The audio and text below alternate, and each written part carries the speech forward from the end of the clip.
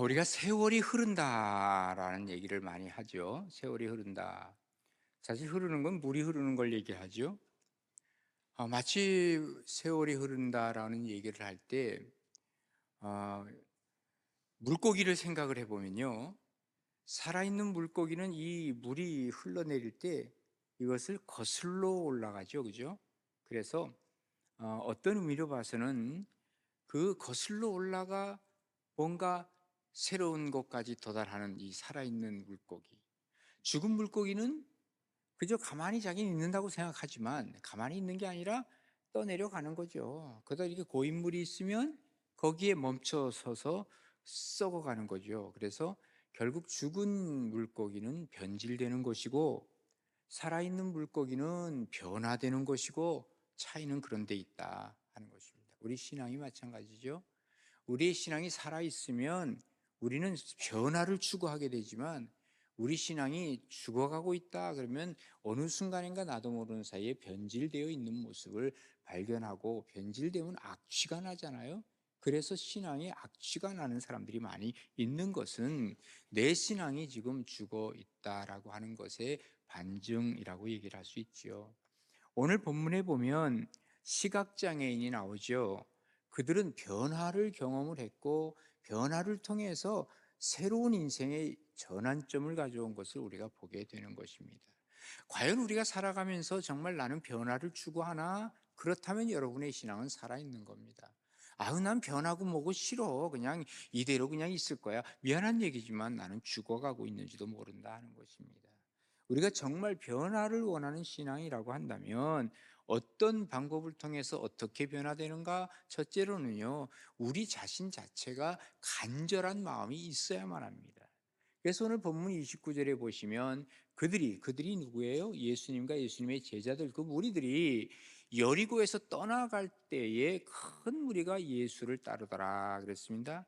예수님 가는 곳마다 인산인해 사람들이 모여가는 거죠. 따라온 거예요. 그때 맹인 두 사람이 길가에 앉았다가 예수께서 지나가신다 함을 듣고 소리 질러 이르되 뭐라 그럽니까? 주여 우리를 불쌍히 여기소서 다윗의 자손이요 라고 외쳤어요. 자, 예수님이 여리고에서 빠져나오실 때인데요, 시각장애인 두 명이 마가복음에는 이 사람들 이름이 바디메오라고 나오고 있습니다. 그런데 이 사람들이 외치는 거예요. 주여 불쌍히 여겨 주옵소서 다윗의 자손이요 하고 외쳐요. 옆에 있던 사람들이 뭐라 그래? 야 조용히 해, 시끄러워. 그때 더 큰 소리로 외치는 거예요. 왜 그럴까요? 더 이상 이렇게 살 수는 없어요. 이대로 살아갈 수는 없어요. 어떤 의미라서는 이 절박감이 그들에게 있어요. 어쩌면 예수님이 지나가신다는 소리를 듣고 마지막 기회일 수 있다라고 생각을 하고 간절한 마음으로 주님을 찾는 거지요. 그러다 보니까 주님께서는 그들을 만져주시고 그리고 이 시각 장애에서 벗어나게 하셨습니다. 이게 바로 변화의 역사를 말해주고 있는 것이죠. 사람이요, 뭔가 변화해야 되겠다는 이 간절한 마음이 있지 않으면 절대로 변화되지 않습니다. 내가 이 마음을 먼저 품어야 돼요. 내가 좀 이대로 살진 않겠다. 뭔가 좀 바꿔야 되겠다. 이러한 간절한 마음, 이 간절한 마음이 우리에게 있다면 우리 그리스도인들은 변화되기가 더 쉬워요. 이 간절한 마음을 누구에게 줘요? 예수님에게 드리는 거예요. 그때 놀라운 기적, 하나님께서 주시는 변화, 이것이 우리 가운데 오기 시작하는 거예요. 그래서 시편 50편 15절에 뭐라고 기록하고 있습니까? 너희들이 환난 날에 나를 부르라. 너 어려워? 나 불러. 내가 너를 건질 거야. 네가 나를 영화롭게 할 거야. 이미 벌써 하나님은 마음의 작정을 하신 거예요. 네가 나를 부르면 내가 너를 건져서 너를 바꿔서 그 다음에 너는 나를 영화롭게 한다. 너는 나에게 영광 돌릴 수 있어. 그 말이 뭐예요? 이미 변화된 거야. 너희들은 나를 부르면. 주님을 부르라는 거예요. 주님을 찾으라는 거예요. 그리고 주님 앞에 이 찾는 사람은 그냥 보통 사람이 아니라 간절한 마음을 갖고 있을 때 주님을 찾게 될 것이라는 것을 얘기해 주고 있는 것이죠. 간절한 마음이 있으면 뭐해요? 우리가 뜻을 세우는 겁니다. 뜻이 있는 곳에 뭐가 있어요? 길이 있는 거예요. 우리가 뜻이 있어서 하나님께 그걸 아뢰기 시작하면 길이요 진리요 생명 뜻이 길 대신 주님께서 길을 보여주시는 것을 우리에게 약속하고 있는 것이죠. 그래서 간절한 마음이 있는 그리스도인이라고 한다면 이 사람은 반드시 기도하게 될 것이고, 기도할 때 하나님의 도우심의 손길을 경험하고, 도우심의 손길을 경험한 사람은 뭐예요? 변화를 경험하게 되더라, 그 말입니다. 하나님은요, 언제나 하나님의 자녀들에게 좋은 것을 주시기를 원하시는 주님인 줄로 믿으시기를 바랍니다. 그러기에 우리가 간절한 마음을 품기를 바라고 있는 거예요. 간절한 마음을 가지고 하나님 앞에 아뢰기를 원하고 계시는 거예요. 그래야 우리를 변화가 된다고 하는 것을 주님께서는 예측하고 말씀하시는 것이죠. 하나님은요, 우리에게 은혜를 주시고 싶어 하시는 하나님이에요. 그런데 문제는 뭐냐? 내가 간절함이 있어야 하나님의 은혜를 내가 받아낼 수 있다는 거예요. 여기 이 두 소경, 주님을 부르지 않았다면 어떻게 됐을까요? 예? 예수님이 지나가봤자, 내가 예수님을 부르지 않고 그 자리에 있었다면 내가 무슨 변화가 있겠어요? 아무런 변화 없어요. 그런데 예수님이 지나가시는 것, 그것을 얘기를 듣고 나서는 외치잖아요. 소리치잖아요. 예? 우리를 불쌍히 여겨주세요, 다윗의 자손이요, 외치잖아요. 그때 주님께서는 귀를 기울이시고, 야, 내가 너 뭐 해줄까? 나 보기 원합니다. 변화의 역사가 일어나잖아요. 주님께서 여기를 지나가시는 줄로 믿으시기 바랍니다. 우리가 스쳐 지나가지 마세요. 주님을 잡으세요. 붙잡으세요. 간절한 마음으로 주님을 부르세요. 그때 하나님께서는 우리 가운데 역사하셔서 우리를 변화시켜 주시고, 그리고 하나님께서는 우리에게 살 길을 열어주신다는 사실을 기억하시면서 지나가시는 주님을 붙들고 주님 앞에 내가 간절한 마음을 드릴 줄 아는 복된 우리 가나안의 모든 식구들 되시기를 주님의 이름으로 축복합니다. 그 다음에 두 번째로는요, 우리의 변화는 간절한 믿음이 있을 때 우리가 변화된다는 사실입니다. 이건 뭐예요? 31절에 보세요. 무리가 꾸짖어 잠잠하라. 조용히 해, 시끄러워. 그랬더니 더욱 소리를 질러 이르되, 주여, 우리를 불쌍히 여겨주세요, 다윗의 자손이요 하는지라. 예수께서 머물러 서서 그들을 부르지요. 야, 얘들아, 이리 와봐. 내가 너희를 위해서 무엇을 해주기를 원하니? 예수님 말씀하시는 거예요. 그들이 외치는 외침은 뭐예요? 바로 주님의 관심을 끄는 거죠. 주님의 시선을 끄는 거죠. 그런데 많은 사람들의 말은 뭐예요? 하지 말라고 얘기를 합니다. 여러분, 여기 그들이 외쳤던 말에 우리가 한번 분석을 해볼 필요가 있습니다. 우리를 불쌍히 여겨주세요, 다윗의 자손이요. 다윗의 자손, 이건 뭘 의미합니까? 그들이 갖고 있던 신앙이 메시아 신앙이었다는 것을 확고하게 보여주는 거예요. 예?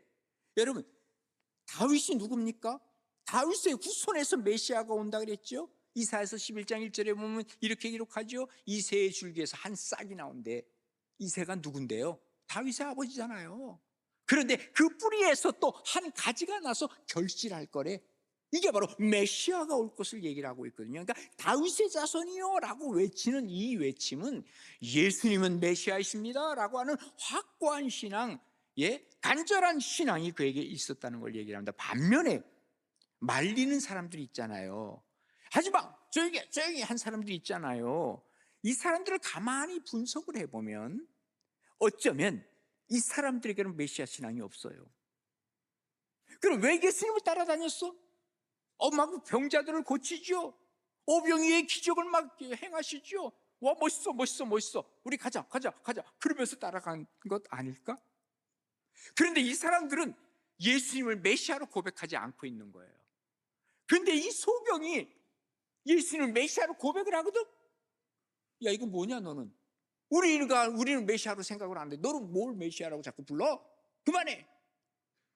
여러분, 이거 아닙니까? 주님께서는 그들의 믿음을 보셨어요. 우리의 믿음이 과연 예수님은 메시아인가? 이것을 외치기를 주님은 원하고 계시는 거예요. 이게 외치면 어디서 외칩니까? 세상 사람들 앞에서 외치는 거예요. 이게 바로 전도 아닙니까? 여기에 변화를 약속하고 계시는 것이죠. 마가복음 9장 23절에 보면 예수께서 이르시되 할 수 있거든요. 무슨 말이냐? 믿는 자에게 능히 하지 못할 일이 없느니라 라고 말씀하시는 거죠. 자, 간절한 마음을 가지고 하나님은 우리를 변화시키시는 분이라는 것을 알고 그 다음에 한 단계 넘어가서 뭐라고 해요? 확고한 믿음, 간절한 믿음을 가지고 하나님 앞에 갔을 때 예수님 뭐라 그래? 내 믿음이 너를 구원하였느니라. 변화가 되기 시작하더라는 것이죠. 믿음이 뭡니까? 믿음이 어디서 오는 겁니까? 유명한 로마서 10장 17절 말씀 있잖아요. 그러므로 믿음은 어디에서 와요? 이 사람들이 눈은 안 보이지만 귀는 열려 있어요. 믿음은 들은 거예요. 계속 들은 거예요. 야, 그 예수라는 분이 중풍병자 고치셨대. 예수라는 분이 다른 소경의 눈도 떠주셨대. 죽은 자도 살리셨대. 계속 들은 것이 축적되는 거예요, 지금. 그리고 자기들이 머릿속에 이걸 집어넣은 거예요. 가슴속에 집어넣은 거예요. 이게 바로 뭐예요? 간절한 신앙이 나오기 시작. 나도, 우리도 저분 한번 만나면 좋겠다. 만나기만 하면 우리도 변화될 텐데 이런 생각 왜 안 하겠어요? 그러니 믿음은 계속해서 들으니까, 그리고 들으면 그리스도의 말씀에 대한 내용을 계속 들으니까 이 사람들이 신앙이 축적되다가 어느 순간인가 예수님 지나갈 때 이것을 외친 거예요. 그런데 예수님을 따라다니는 사람들 생각해 봐요. 이 사람들이 다윗의 자손 예수여를 외칠 수 없었단 말이죠. 그 말은 뭐예요? 예수님 메시아라는 것을 아직 모른 채 따라가는 거예요. 자, 예수님이 하시는 거 눈으로 봤어요, 안 봤어요? 봤단 말이에요. 병자 고치는 거 봤어요. 예수님의 기적까지 봤어요. 눈으로는 봤으나 그들이 마음속에 믿음을 갖지 못한 거예요. 왜 그랬을까요? 들어도 그리고 보아도 이것을 머릿속에 가슴속에 담지 아니하면 믿음이 될 수 없다라고 하는 사실을 우리가 기억해야만 한다, 그 말이에요. 정말 우리가요, 하나님 앞에서 보지 못해도 관계없어요. 하나님의 말씀은 들을 수 있으면 되는 거예요. 거기에 놀라운 하나님의 은혜가 우리 가운데 임하게 된다는 것이죠. 여러분, 신앙생활을 하다 보면 나를 방해하는 일들이 생겨나요. 누굴까요? 사탄이 궁극적으로 방해하는 겁니다. 우리의 마음이 꺾어지고 좌절되는 것이죠. 하나님의 일, 그러기에 우리는 기도하는 겁니다. 장애물을 넘어가야 되기 위해서 우리는 기도하는 것입니다. 사탄은 어디서부터 원천 봉쇄를 하느냐면 기도하는 것부터 방해합니다. 기도하지 못하도록 막아대는 겁니다. 그리고 내 생각대로 하기를 사탄은 원하고 있는 것입니다. 참 그래도 다행인 것은요, 여기 장애인들이 2명이 있었다는 거예요. 혼자 있으면 아마 이거 이겨내지 못했을 거예요. 2명이 있으니까, 야, 그래도 하자, 우리. 야, 죽으나 사나 우리가 여기 지금 뭐 이루고 살 거야? 하면서 그냥 계속해서 외쳤을 거예요. 아, 나사렛 예수, 뭐예요? 다윗의 자손 예수, 우리를 구원해 주세요. 우리를 불쌍히 여기서 계속 외친 거예요. 결국은 뭐를 넘었어요? 장애물을 넘었어요. 이 방해되는 것을 넘어섰어요. 그러니 예수님이 그에게 다가오시잖아요. 그리고 치료해 주시잖아요. 혹시 우리의 신앙생활하면서 방해물이 있다 할지라도 잘 넘어가서 주님을 만나시는 여러분 되시기를 주님의 이름으로 축복합니다. 자, 세 번째로는 은혜의 강구인데 33절에 보면 이렇게 기록을 하고 있습니다. 주여, 우리의 눈뜨기를 원하나이다 그랬어요. 시각장애인들이 하는 말이. 그때 예수께서 그들을 뭐예요? 불쌍히 여기사 그들의 눈을 만지시니 곧 보게 되어 그들이 예수를 따르니라 라고 기록하고 있어요. 내가 너희들을 뭐 해주기를 원하니? 나 눈뜨기를 원합니다. 이거 뭐예요? 우리에게 은혜 주시기를 원합니다. 그거죠. 예? 그러니까 주님께서는 뭐예요? 불쌍히 보셨다 그랬어요. 옛날 성경에 보면 민망히 여기시다 그랬어요. 아이고, 불쌍하다. 내가 저들을 내가 치료해 줘야지. 예수님 앞에 우리가 불쌍한 존재임을 인정할 수 있어요. 자존심 내세울 거 하나 없습니다. 우리 주님 앞에. 뭐 잘난 척할 거 하나 없습니다. 우리 주님 앞에. 뭐 우리가 대단합니까? 하나님 앞에서. 그저 주님이 죽으라고는 죽고 살기라면 살릴 수 있는 게 우리 주님 아니십니까? 우리가 내 모습 이대로 주 받아 주옵소서라고 고백할 수 있어야죠. 베드로가요, 예수님을 알고 나서 뭐라 그럽니까? 주여, 나는 죄인이로서이다, 죽여주세요. 이사야는 뭐라 그럽니까? 주님을 알고 나서 나는 입술이 부정한 자입니다, 나 죽여주세요. 그렇습니다.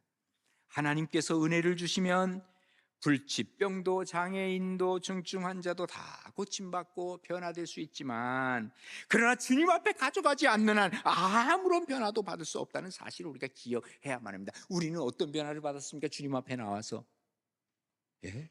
이런 환자들보다 더 어마어마한 변화를 하나님 우리에게 주셨어요. 그 변화가 뭡니까? 그 변화가 구원의 변화예요. 지옥으로 떨어질 수밖에 없는 사람들을 주님 예수 그리스도로 말미암아 구원을 주셔서 우리가 천국으로 우리를 인도해 주셨다는 것, 이것 이상 더 큰 게 어딨냐 말이에요. 그리고 나서 주님이 하시는 말씀이, 너희들 은혜 받았어? 은혜 받은 거 깨달았으면 또 다른 은혜를 구해야지. 내가 준다고 은혜 위에 은혜를 받을 수 있도록 하라고 주님 우리에게 부탁을 하시는 거예요. 어릴 때부터 교회를 다닌 한 사람이 있어요. 그리고 중고등학교 때 성가대도 하고 또 대학을 갔는데 이 워낙 음성이 좋아서 한양대 음대를 가셨어. 그리고 나서는요, 물론 이제 성가대도 계속 해왔죠. 자기는 하나님을 부인해 본 적도 한 번도 없어. 자, 그리고 나서 이제 저 이태리로 유학을 갔는데 베르디 국립음악원에 들어가서 거기서 수석으로 졸업을 했답니다. 국제 콩쿠르에 여러 번 입상도 했습니다. 그런데 어느 날이었습니다. 몸이 안 좋아서 병원에 갔더니 갑상선 암이라고 진단이 내렸습니다. 문제는 뭐냐? 이 성대의 신경 일부를 절단 수술하는 절제 수술을 해야 된다는 겁니다. 너무너무 지금 충격적이었습니다. 자기는 그야말로 이 목이 자기 생명과도 같은 건데 여기 일부를 절제해야 된다니, 내가 이 음성이 계속 나올 수 있겠나? 그런 생각을 하는 거예요. 그러면서 그때부터 자기가 생각을 한 거예요. 자기는 그동안 교회 생활 다 했고 하나님을 부인한 적도 없고, 그리고 교회 잘 나왔는데 하나님을 절실히 하나님의 은혜를 내가 간절히 구해본 적은 없다는 거예요. 그저 대학 갈 때 하나님 나 대학 가게 해주세요, 이 정도 기도를 했어. 이태리 갈 때도 하나님 나 이태리 이 대학에 합격시켜주세요, 이런 기도했어. 그러나 간절히 하나님을 구해본 적은 자기는 없다는 거예요. 야, 이게 아니구나, 내 인생 하나님이 주고 계신가, 내가 아니구나 하는 생각을 갖고 나니까 간절함이 나오기 시작한 거예요. 그때부터 은혜를, 정말 간절한 하나님의 은혜를 구하기 시작했는데요, 수술은 할 수밖에 없어 수술을 했습니다. 성대 복원 수술을 했습니다. 그 이후에 어떤 일이 벌어지냐면 발성이 안 되기 시작하는 거예요. 노래가 안 나와. 피나는 그야말로 발성 연습을 하면서 주님이 은혜가 아니면 난 아무것도 못합니다, 계속해서 기도하면서. 그러다가 2년 9개월 동안 그는 노래를 하지 못하다가 첫 무대를 섰는데요, 처음에 부르는 노래, 자기가 해야 할 노래를 다 그만두고 찬송가 하나를 먼저 시작했다는 거예요. 주 하나님 지으신 모든 세계, 이 노래를 부르기 시작한 거예요. 그러면서 하나님께서 내 목소리를 돌려주셨다고 고백을 하면서 있는 그 배재철이라고 하는 교수에 대한 얘기를 제가 지금 하고 있는 겁니다. 오늘 본문에 예수님 말씀하십니다. 내가 너희들에게 무엇을 해주기를 원하느냐? 눈뜨기를 원합니다. 눈뜨기를 원합니다. 저는 이 말씀을 읽으면서요, 참 정말 감사하다 하는 생각이 들 때가 있어요. 눈뜨는 것이 그들의 뭐예요? 소망이었어요. 나는 벌써 눈뜨고 있는데, 나는 다 보고 있는데, 이미 나는 그 은혜를 받았는데, 와, 정말 감사하더라고요. 그리고 나서 그 다음에 하나님이 우리에게 원하시는 게 있어요. 그렇다면 네가 은혜 받았지, 또 다른 은혜를 구해야 되지 않겠니? 하나님이 이거군요. 그래요, 간절한 은혜 구하겠습니다. 예수님께서 그들을 불쌍히 여기셨다 그랬습니다. 여기서부터 치유가 일어나기 시작합니다. 우리도 주님 앞에 외칠 수 있어야 돼요. 주여 나를 불쌍히 여겨주세요 라고 주님 앞에 계속 외치면 주님께서 우리를 어떻게 봐요? 불쌍히 보시는 거예요. 이 불쌍히 본다는 말을 한자어로 뭐라 그래요? 긍휼이라고 하는 단어를 씁니다. 긍자는 무슨 긍자예요? 불쌍히 여길 긍자 아닙니까? 휼이라고 하는 것은 뭐예요? 동정할 휼자, 휼입니다. 놀라운 것은 이 휼이라고 하는 글자가 마음 심자에다가 뭐예요? 피혈자를 씁니다. 그러니까 이 마음의 피, 예수 그리스도의 보혈의 피가 내 마음속에 들어왔을 때 예수님이 그 피로 말미암아 나를 긍휼히 여겨주신다는 것을 얘기하는 것 아니겠습니까? 이게 바로 긍휼히 여기. 그래서 우리가 주님 앞에 눈물 흘릴 수 있어야 돼. 주님 나를 불쌍히 여겨주세요. 주님 앞에 눈물 흘리고 울 수 있어야 돼. 이게 바로 우리가 주님 앞에 간구하는 내용 아니겠습니까? 주님께서 우리를 품기만 하면 우리의 어떤 문제도 해결받을 수 있고 생명의 역사가 일어나기 시작한다는 것을 얘기하고 있는 것이죠. 이 긍휼이라고 하는 이 단어를요, 영어에서는 compassion이라는 말로 또 많이 써요. 뭐예요? 함께라는 말 아닙니까?